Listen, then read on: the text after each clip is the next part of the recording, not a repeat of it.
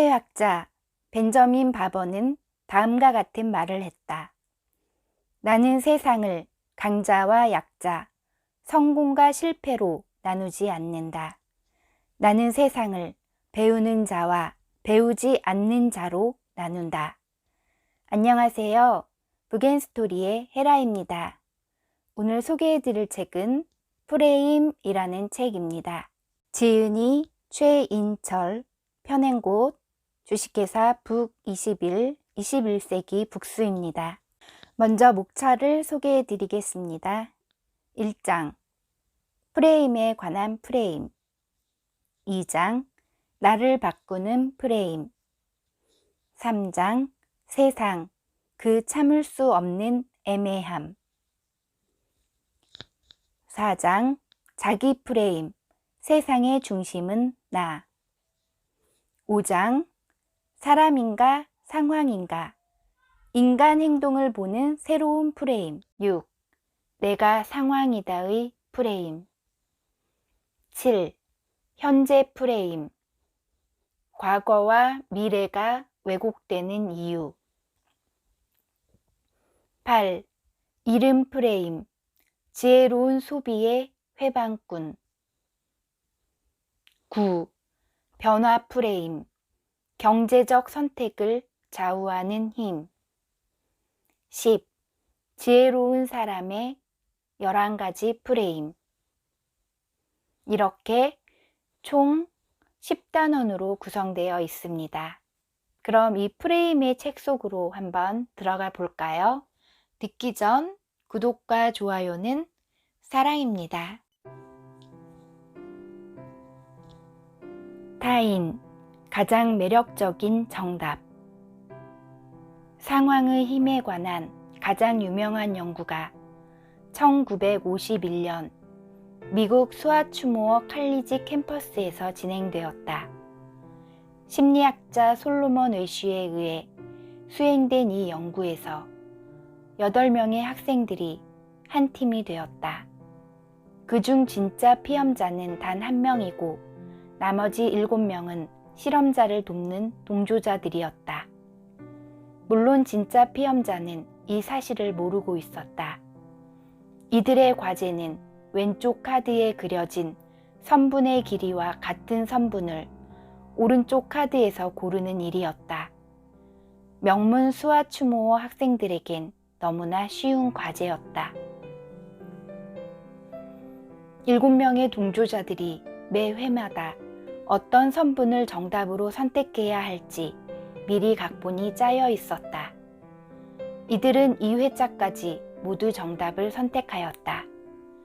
3번째 회차에서 이들은 일부러 오답을 정답으로 선택하였다. 예를 들어 정답이 2번임이 분명한데도 7명의 동조자들은 1번을 정답으로 선택했다. 이 실험에서 중요한 점은 좌석 배치였다. 좌석 배치가 항상 진짜 피험자가 맨 마지막에 앉도록 되어 있었기 때문에 그는 자기 앞에서 7명의 피험자 모두가 오답을 선택하는 것을 똑똑히 보았다. 이후 선분의 길이를 달리하면서 15번의 회차가 진행되었고 그중 11번의 실험에서 모든 동조자들이 동일한 오답을 선택하는 상황이 연출되었다.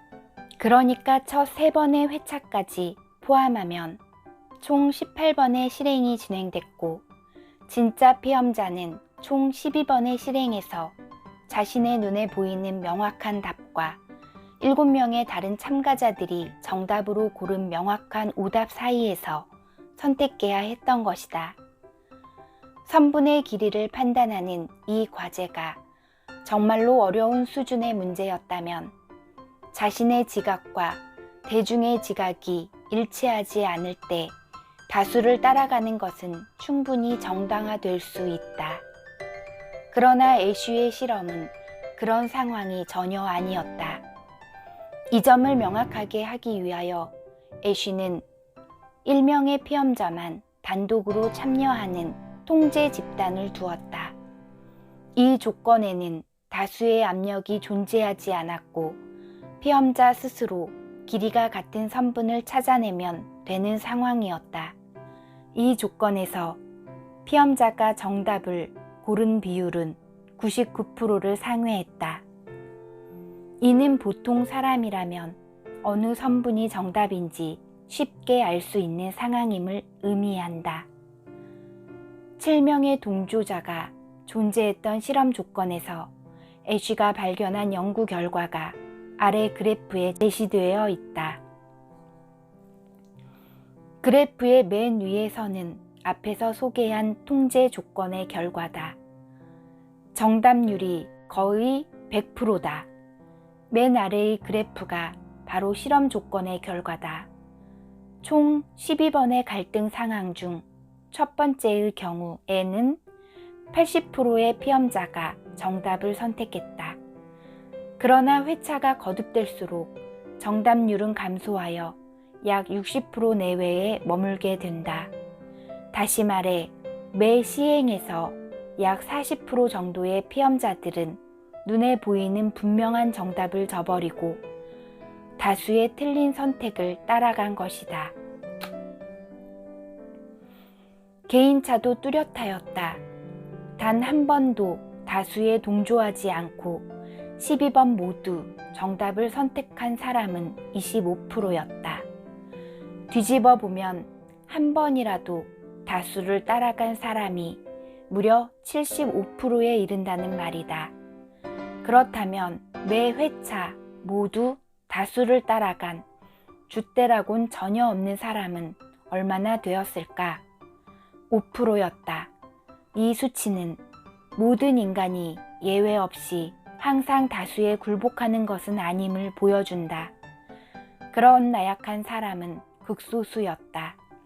그러나 다수의 사람들은 가끔씩은 자신의 소신을 저버리고 다수의 의견에 동조하였다.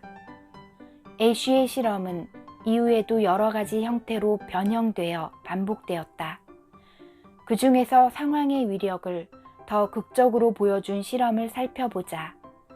그래프의 중간에 파트너와 함께라고 되어 있는 선이 존재한다. 이 실험 조건에서는 동조자들 중 1명을 택해서 그에게는 다수를 따르지 말고 정답을 고르게끔 한다. 한마디로 피험자에게 자기 편을 한 사람 만들어준 것이다. 그랬더니 놀라운 결과가 나타났다. 정답률이 100%에 가깝게 회복된 것이다. 한 사람의 동지가 피험자들에게 소신을 지킬 수 있는 힘을 준 셈이다. 이는 우리가 소신을 지키지 못하는 이유가 천성적으로 겁쟁이거나 소심해서가 아니라 우리 주변에 그 한 사람이 없기 때문임을 보여준다. 단 한 명의 동지도 없는 상황에서 인간이 소신을 지키기란 불가능하지는 않지만 쉬운 일은 아니다. 그러나 단 한 사람의 동지만 있어도 인간은 강해진다. 우리를 강하게 만드는 힘은 내 편 한 사람이라는 상황에서 나온다. 놀라움은 여기서 그치지 않는다. 또 하나의 변형된 조건에서도 역시 동지를 만들어 주었는데 이 사람은 정답을 선택하지 않고 대신에 다수가 택한 오답이 아닌 또 다른 오답, 즉 앞의 경우라면 3번을 선택하는 사람이었다. 나와는 의견이 다르지만 다수와도 의견이 다르다는 의미에서 보자면 같은 편인 새로운 의미의 동지를 만들어준 것이다. 그래도 결과는 동일하게 나타났다. 만일 우리가 사람 프레임만을 사용한다면 다수의 의견에 가끔씩 동조하는 보통의 존재를 필요 이상으로 비난하게 된다. 또한 소신을 지키는 소수의 사람들을 발굴하는 것으로 상황을 개선하려 들 것이다. 그러나 더 좋은 해결책은 집단의 다양성을 보장하여 우리 모두의 소신을 이끌어내는 것이다. 이는 상황 프레임으로 세상을 볼 때 가능한 일이다. 집단의 다양성을 개성을 보장하고 소신을 키워준다. 역사적으로도 지나치게 문화적 동질성을 추구했던 사회는 예술적, 지적 정체를 경험했다. 특히 외부 세계의 영향에 의도적으로 저항함으로써 동질성을 지키려 했던 사회는 더더욱 그러했다.